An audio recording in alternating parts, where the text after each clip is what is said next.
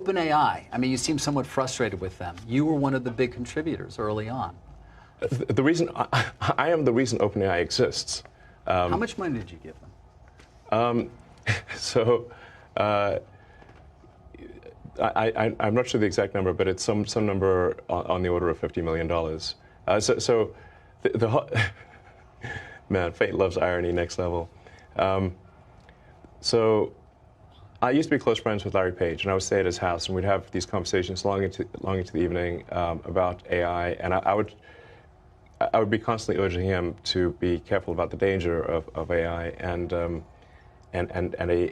he was really not concerned about the danger of AI and was quite cavalier about it, and at the time, Google, especially after their acquisition of DeepMind, had 3/4 of the world's AI talent. They had obviously a lot of computers and a lot of money. So it was a unipolar world for AI. And we've got a unipolar world, but the person who controls that does not, or at least did not seem to be concerned about AI safety. That sounded like a real problem. So, and then the final straw was Larry calling me a speciesist for being pro-human consciousness instead of machine consciousness. And I'm like, well, yes, I guess I am. I am a speciesist. So you helped to the creation of OpenAI. You put in as much as $50 million. More than helped. It wouldn't exist without me. It wouldn't exist without you. So I came up with a name. Right. The name OpenAI refers to open source.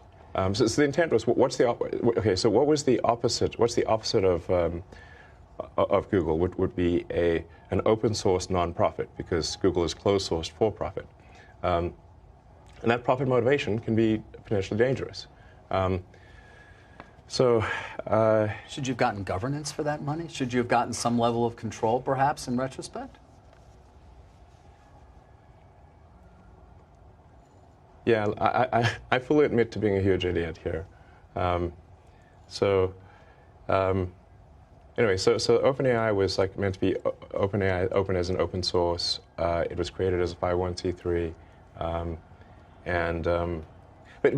so part of it is also, in the beginning, I thought, look, this is probably a hopeless endeavor. How could we possibly compete with? How could OpenAI possibly compete with Google DeepMind? I mean, this seemed like an ant against an elephant, which is not a contest.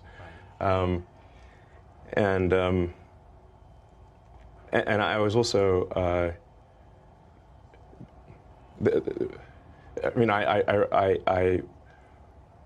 was instrumental in recruiting the key scientists and engineers, most notably Ilya Sutskever. In fact, Ilya went back and forth several times because he would say he's going to join OpenAI, then Demis would convince him not to, then I would convince him to do so, and this went back and forth several times, and ultimately he decided to join OpenAI, and really Ilya joining was the linchpin for OpenAI being ultimately successful. So you're very disappointed in what's happened there in terms of it becoming a for-profit. Did you take any action? Sue them in some way? I do think that there's some. Look, it does seem weird that something can be a non-profit, open source, and somehow transform itself into a for-profit closed source.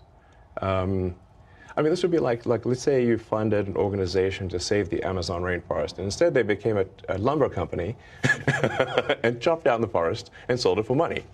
And you'd be therefore like, well, wait a second, that's the exact opposite of what I gave the money for. Yeah. Is that legal? That doesn't seem legal.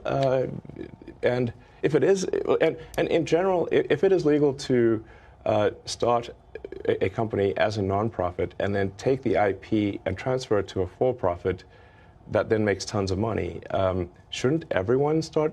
Shouldn't that be the default? Right. And then I also think it's important to understand the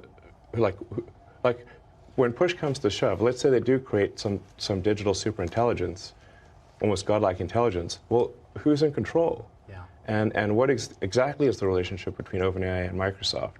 And I do worry that Microsoft actually may be more in control than, say, the leadership team at OpenAI realizes. I mean, Microsoft, as part of the Microsoft investment, they have rights to all of the software, all of the model weights, and everything necessary to run the inference system. So they essentially have a great deal of control. At any point, Microsoft could cut off OpenAI.